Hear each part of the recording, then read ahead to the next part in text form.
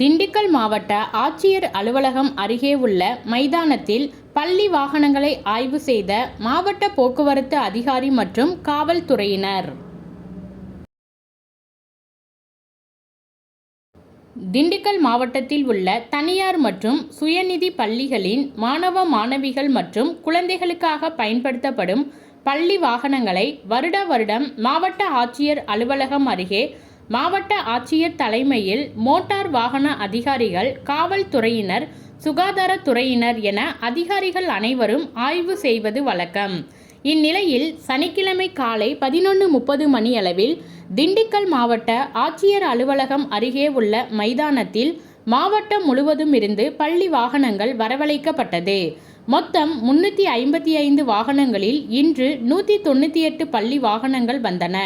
பள்ளி வாகனங்களை திண்டுக்கல் காவல்துறை துணை கண்காணிப்பாளர் மற்றும் மோட்டார் வாகன ஆய்வாளர் ஆகியோர் ஆய்வு செய்தனர்.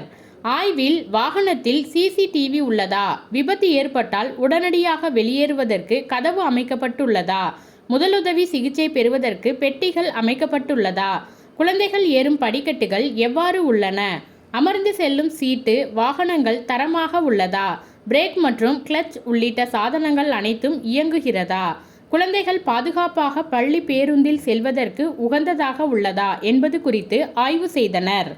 ஆய்வின் போது 11 வாகனங்களுக்கு பேருந்தில் உள்ள பிரச்சனைகள் குறித்து நோட்டீஸ் வழங்கப்பட்டது. ஒரு பள்ளி பேருந்தை மட்டும் திருப்பி அனுப்பப்பட்டது. தேர்தல் நடத்தை விதிகள் உள்ளதன் காரணமாக மாவட்ட ஆட்சியர், மாவட்ட தேர்தல் அதிகாரி பூங்கொடி ஆய்வில் கலந்து கொள்ளவில்லை.